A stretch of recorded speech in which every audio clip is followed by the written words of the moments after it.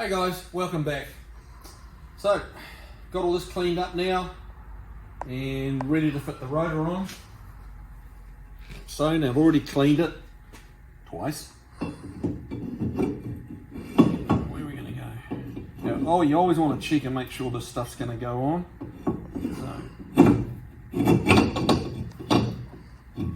So, now, what you want to check on is that it's sitting flat. That's the first thing I've noticed on this kit, and it's kind of the first issue we've run into, and there's a couple of others coming. So it's rocking here, which it's not meant to do. It should sit nice and flat and not rock. Now, part of the issue is on these forward studs, you'll see there's a little shoulder here. The threads go down, and then there's a little shoulder, and then it's the flange. And what's happening is that little shoulder is sitting on the lug holes, and it's making it sit up, and it's rocking on those. Some of these little shoulders are a bit bigger than others. It's not, clearly wasn't an exact science when Ford did it. And it works fine with the drums, but this rotor is not liking it. What I'm going to have to do is countersink a little bit on these holes so it'll sit down. So let's go and do that.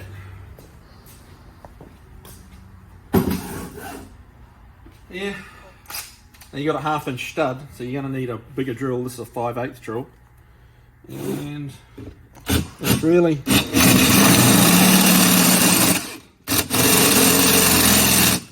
clearly you don't want to go right through, but we've got to go. We need to be a 1/16 or so in, 1/16 of an inch or so in. So.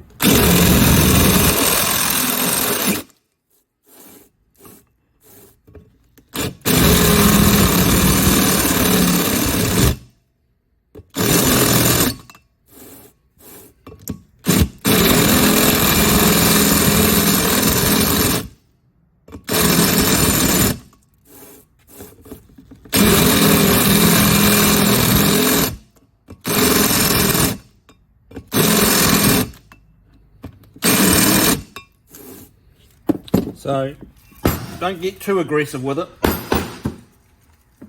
It's kind of one of those situations where you want to sneak up on it a little bit. If it doesn't quite, if we haven't quite got it first time, we can have another go.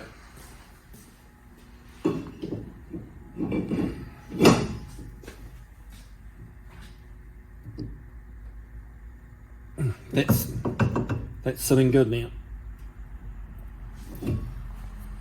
Not a huge problem, but something to certainly be aware of. If you were to bolt that on, the wheels will pull it tight, and it's going to lay slightly one way or the other. And it's the same with cleaning that mating surface. A little bit of issue here at the lug centers is going to give you twice the issue out here.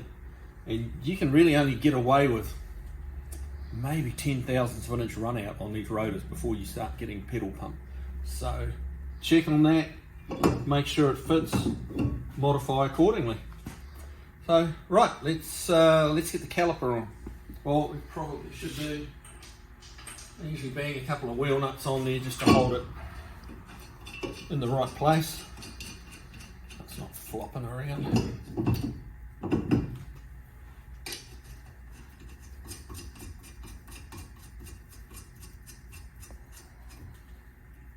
Just so you're not fighting it. Alright, the caliper. Alright, slip the caliper on, get your bottom edge of the pads in the groove, or around, get the rotor in the groove. Slide this on and in. And you probably can't see it, but I've already pre-lubed these. A little bit of silicone brake grease in there. That'll go into there. Now, put my head right in the middle of the shot. Sorry about that, guys.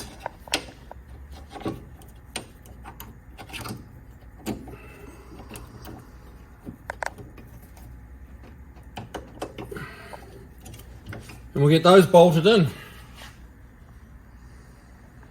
Just tightening them up. That's all done. Now we've got to get some hydraulic lines going to it. So the kit comes with these brake hoses, which are a banjo style fitting. There's this here. you've got to have a copper washer each side. So that's got a slight angle in it. So you'd want to angle that down slightly, I think.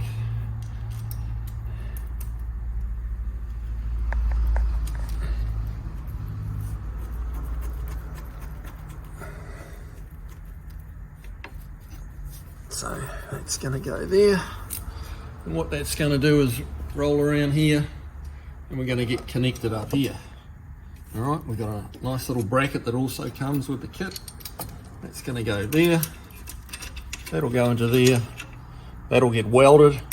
We'll weld the bracket on here. And yeah. So what I wanted to show you was this cool little brake flaring tool that we've got, which is, you know, probably not for all you guys, but if you're doing a reasonable amount of brake work, this here is just the best for making brake flares. You've got multiple heads for different sized pipe fittings. But this does a great job on stainless steel lines. You know, those little Napa handheld brake flaring kits really don't like doing. So yeah, that's what you do. Just explaining what I'm doing. It's got two halves to the little die set. It goes in there, flips over, it snaps into place. Just tighten it down very lightly. You have a little flat face there, which you pull in, and just push it to the right depth. Give it a bit of a tighten down. And you've got your two sets. You've got your first stage and the second stage of the flare. So pop that in there. It does that. Flip to the next one. That'll give you your taper. And there you have it.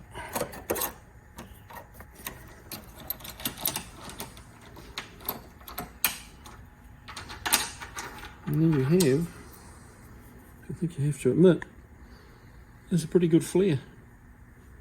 And super quick and easy to do.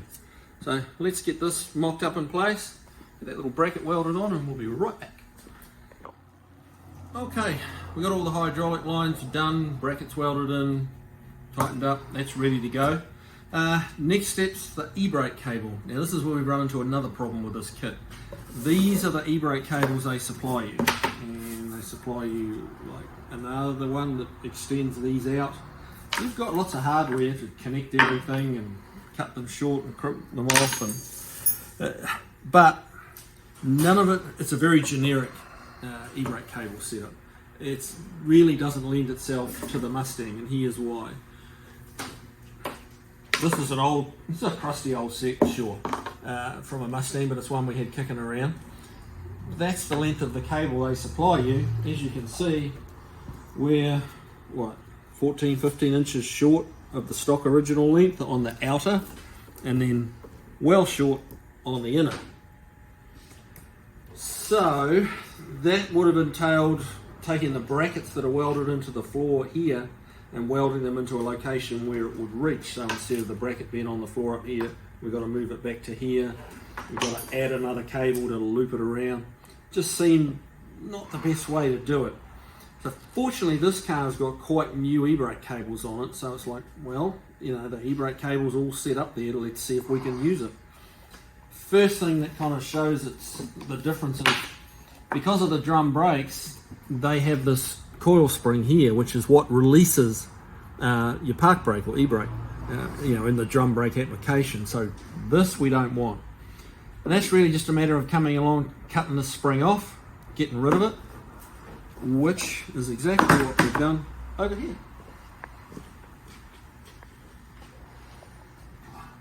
So here's the factory e-brake cable. We haven't even touched the front end of it. That's just in its original mounts, original locations. And what we got to do, cut the spring off.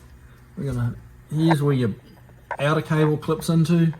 Your inner cable clips in here. Just got to sneak that through. And it comes through there. That is going to go into there, snap in. It drops back there. And that's it. So, went from a problem to a fairly simple solution, really.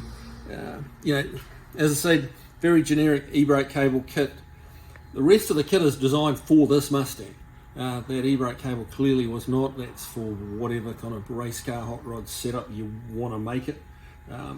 So yeah, let's just stick with the known product. You know, the factory e-brake cables. That's going to work exactly the same as those, just with a whole lot less work, which that works for me. Okay guys, well that's really about it on the front and rear brakes. Now it's time to jump onto another car. First of all, we've got to get some stuff done on and come back to you with the last part of this install, which is going to be the master cylinder and the booster and that hookup. So that's for another video, part 4. Hope you're enjoying it. See you on the next one.